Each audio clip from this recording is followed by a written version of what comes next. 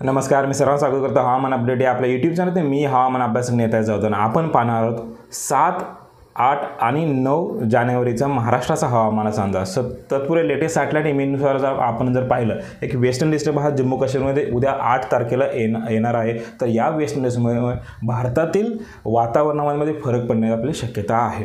सर्वप्रथम जो घडामोडी जे होणार आहे ते म्हणजे जो वाऱ्याची दिशा आहे ती वाऱ्याची दिशा बदलण्याची शक्यता आहे. सर्वात जे पश्चिमेकडून जो वारं वाहणार आहेत म्हणजे दिल्ली याचबरोबर उत्तर प्रदेशावरतं गंगे घाट या भागामध्ये वाऱ्याची शक्यता, या भागामध्ये थंडीची लाट ही येण्याची शक्यता आहे. याचबरोबर आपण जर पाहिलं तर राजस्थान जोधपूरच्या वरती तसेच पंजाब हरियाणा या भागामध्ये अतिशय तीव्र स्वरूपाची थंडी आपल्याला तिथे पाहायला मिळालेली आहे. याचबरोबर ज्या वेळेला वेस्टर्न डिस्टर्ब 8 तारखेला येणार आहे त्यानंतर मात्र राज्यामध्येही वातावरणामध्ये फरक पडण्याची शक्यता आहे. कारण की एक चक्राकार स्थिती ही अरबी समुद्रामध्ये तयार होत आहे. याचबरोबर एक ट्रम्प रेषा जी आहे ती भोपाळ याचबरोबर पश्चिम घाट तसेच बेळगाव कर्नाटक आणि अरबी समुद्रामध्ये विखुरली आपल्याला पाहायला मिळत आहे. अजून एक जी ट्रम्प रेषा जी तयार होणार आहे ती म्हणजे जोधपूर याचबरोबर अहमदाबाद या भागामध्ये होण्याची शक्यता आहे.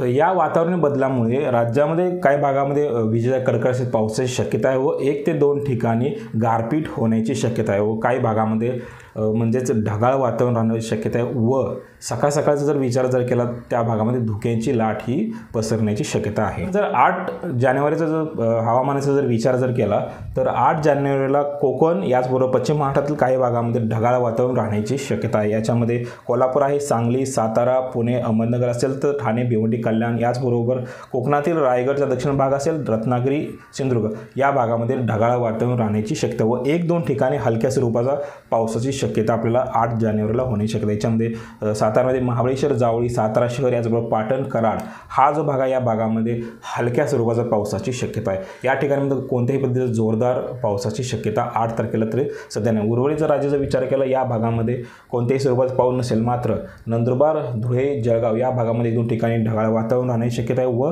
या ठिकाणी सकाळच्या वेळेला धुक्याची जी चादर आहे आपण म्हणतो धुके दाटण्याची शक्यता आहे. 9 जानेवारीचा आपण जर विचार केला तर 9 जानेवारीला कोल्हापूर याचबरोबर सांगलीचा पश्चिम भाग असेल, साताराचा पश्चिम भाग असेल, पुणे संपूर्ण जिल्हा, अहमदनगर संपूर्ण जिल्हा याचबरोबर नाशिक, छत्रपती संभाजीनगर, जळगाव, धुळे, नंदुरबार हा जो पट्टा या भागामध्ये ट्रम्प रेषा तयार होणार आहे. तर या ट्रम्प रेषेमुळे या भागामध्ये पावसाची शक्यता आहे. सर्वाधिक पावसाची शक्यता ते म्हणजे अकोला याचबरोबर अहमदनगर, संगमनेर आणि सिन्नर हा जो भाग आहे या भागामध्ये 1-2 ठिकाणी गारपीट होण्याची शक्यता आहे व हलक्या स्वरूपाचा पाऊस होण्याची शक्यता. याचबरोबर पुण्यामध्ये जुन्नर, आंबेगाव, खेड, मावळ हा जो भाग आहे या भागामध्ये 1-2 ठिकाणी विखुरल्या स्वरूपात हलक्या पावसाची शक्यता आहे. याचबरोबर नाशिकमध्ये कालवण, सटाणा आणि चांदवड याही भागामध्ये 1-2 ठिकाणी हलक्या स्वरूपाचा पावसाची शक्यता. याचबरोबर संपूर्ण धुळे जिल्ह्यामध्ये 1-2 ठिकाणी हलक्या स्वरूपाचा पावसाची शक्यता आहे. याचबरोबर काही ठिकाणी गडगडाट व 1-2 ठिकाणी या ठिकाणी गारपीट होण्याची शक्यता आहे.